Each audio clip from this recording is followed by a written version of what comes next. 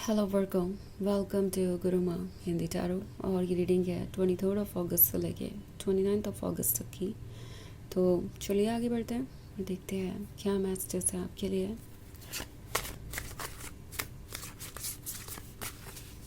Messages for Virgos, excuse me.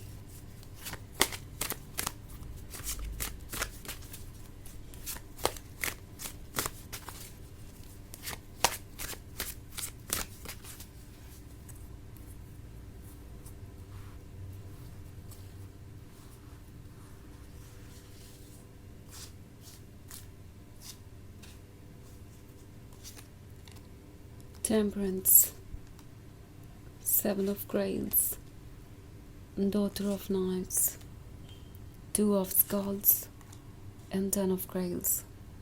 Okay, सो हमारे पास है 7 of Grails।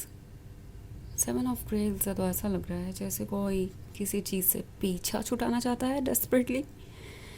और ये है इनके इमोशंस। आई थिंक ये पर्सन ऐसा फील कर रहा है कि वो आपके लव में इतने खो चुके हैं कि अब उनका ना खुद पे ध्यान है, ना अपने आसपास की हो रही चीज़ों पे ध्यान है। आजकल वो एब्सेंट माइंडेड ही रहते हैं, ना वर्क पे फोकस कर पा रहे हैं, ना हेल्थ पे फोकस कर पा रहे हैं, ना किसी और चीज़ पे उनका फोकस है। सिर्फ और सिर्फ वो आपके बारे में ही सोचते रहते हैं।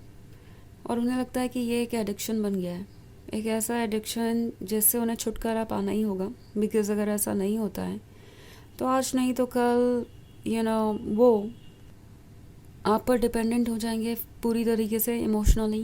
एंड अगर ऐसा हुआ तो फिर सब कुछ और मुश्किल हो जाएगा। जैसे कि आप उनके इमोशंस का फ़ायदा उठा सकते हैं, या उन्हें डोमिनेट कर सकते हैं, या उन्हें कंट्रोल कर सकते हैं। एंड यहाँ एक और बड़ी वजह मैं देख रही हूँ, यहाँ डॉटर ऑफ नाइफ्स है। तो ऐसा लग रहा है कि कोई ऐसी चीज़ है जो इन्हें रोक रही है इस रिलेशनशिप में आगे बढ़ने से। उन्हें लगता है कि चाहे वो आपसे जितना भी कनेक्टेड हो, उन्हें बाउंड्रीज ड्रॉ करनी पड़ेगी। बिकॉज कोई तो ऐसी चीज़ है जो आप दोनों के बीच हमेशा रहेगी, एक ऐसी प्रॉब्लम जिसका कोई सोल्यूशन नहीं है ना। मे बी ये फैमिली इश्यूज़ के बारे में हो सकता है, कुछ ऐसा हो सकता है जो आप दोनों को दूर कर रहा है।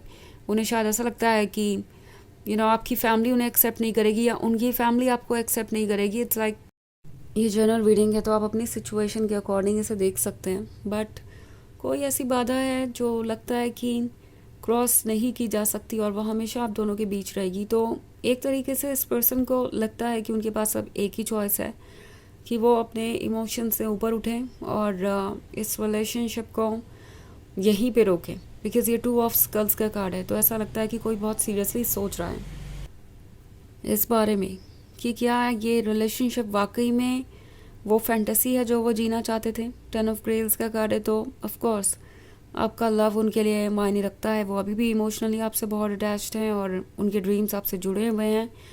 पर ऐसा लग रहा है कि उनका माइंड उन्हें बार बार रिमाइंड करवा रहा है कि कुछ ऐसा है जो कभी सॉल्व नहीं हो सकता। मे बी ये कुछ ऐसी हैबिट्स के बारे में भी है जो वो चाहते हैं कि आप चेंज करें, या आप चाहते हैं कि वो चेंज करें। ओके, सो कुछ ऐसा है जो कि अनएक्सेप्टेबल है, या इतनी ज़्यादा प्रॉब्लम क्रिएट कर रहा है कि आप दोनों का एक दूसरे के साथ रहना ऑलमोस्ट इम्पॉसिबल सा फील हो रहा है। इसीलिए ये पर्सन अब बहुत ज़्यादा सोच रहा है। उन्हें लगता है कि उनके पास और कोई रास्ता नहीं है। उन्हें इस टेम्परेंस को एक्सेप्ट करना पड़ेगा, इस चेंज को एक्सेप्ट करना पड़ेगा, भले ही वो इसके लिए प्रिपेयर्ड हो या ना हो। सो कोई बहुत डीपली सोच रहा है।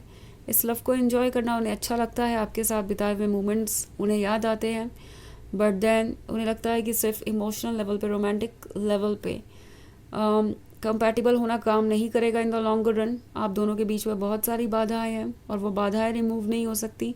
सो उन्हें अपने इमोशनल अटैचमेंट से बाहर आना चाहिए, और इसलिए वो कोशिश कर रहे हैं कि किसी तरीके से वो अपने आप को प्यूरिफाई करें।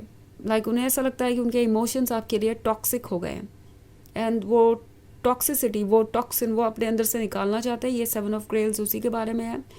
लाइक ये जो वुमन है मेडुसा, वो चाहती है कि उसका ब्लड प्यूरिफाई हो और वो सारे पॉइजन को रिमूव करने की कोशिश कर रही है, बट द थिंग इज़ कि ये इतना आसान नहीं है, ये एक पूरा प्रोसेस है। और इसलिए ये पर्सन थोड़ा परेशान है। उन्हें ऐसा लगता है कि शायद वो ये कर नहीं पाएंगे, बट वो कोशिश ज़रूर कर रहे हैं। और उन्हें लगता है कि उन्हें समहाउ इस रिलेशनशिप को पीछे छोड़ना ही पड़ेगा, क्योंकि इसका कोई फ्यूचर नहीं है जब तक आप दोनों के बीच ऐसी प्रॉब्लम्स है जिनका कोई सोल्यूशन निकल ही नहीं सकता। सो ये एक जनरल रीडिंग है। वैसे तो ये सबसे रेजोनेट नहीं करेगी, एनर्जी रिवर्स हो सकती है अगर आप क्रॉस वॉचर हैं। इसके अलावा अगर आप पिछले वीक की रीडिंग या ईयरली रीडिंग देखना चाहें 2026 की, तो उसका लिंक भी आपको डिस्क्रिप्शन बॉक्स में मिल जाएगा हमेशा की तरह। तो चलिए आगे बढ़ते हैं और देखते हैं और क्या मैसेजेस है आपके लिए। मैसेजेस फॉर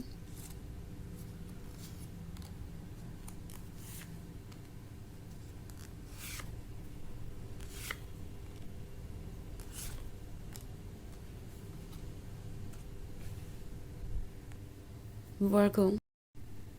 सो हमारे पास है द हैंग्समैन। द हैंग्समैन है तो ऐसा लगता है जैसे वो सीरियसली सोच रहे हैं कि अब उन्हें इस सिचुएशन में क्या करना है। हैंग्समैन उन्हें एक डिफरेंट पर्सपेक्टिव दिखा रहा है। आप दोनों के बीच अट्रैक्शन है, आप दोनों एक दूसरे की तरफ फिज़िकली और इमोशनली अटैच्ड फील कर सकते हैं, बट द थिंग इज़ कि डीपेस्ट लेवल पे कुछ चीज़ें वर्क नहीं कर रही, और हैंगमैन डीपेस्ट लेवल की चीज़ों के बारे में ही पॉइंट आउट करता है।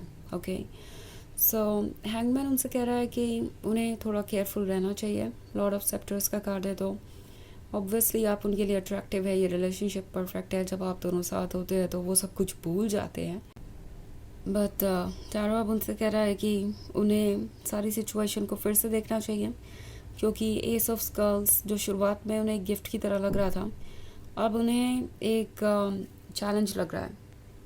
वो भी एक ऐसा चैलेंज जिसको फेस नहीं किया जा सकता, जिसका कोई सोल्यूशन नहीं है। इसलिए उन्हें लगता है कि उन्हें डॉटर ऑफ स्कल्स की तरह प्रैक्टिकली सोचना होगा, और उसके बाद ही वो कोई डिसीजन ले पाएंगे। ओके, तो चलिए आगे बढ़ते हैं और देखते हैं आपके लिए ऑरेकल मैसेज क्या है। Messages for Virgos.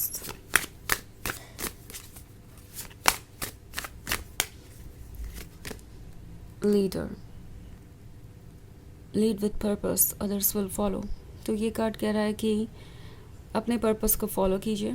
ओके, जो आप चाहते हैं उसे फॉलो कीजिए, और बाकी सब के लिए आप इंस्पिरेशन बनेंगे। आप खुद के लिए तो इंस्पिरेशन है ही, बाकी सब के लिए भी इंस्पिरेशन बनेंगे। ओके, सो ये है रीडिंग इस वीक की। आई होप आपको अच्छी लगी होगी। Thanks for watching. Till next video, bye.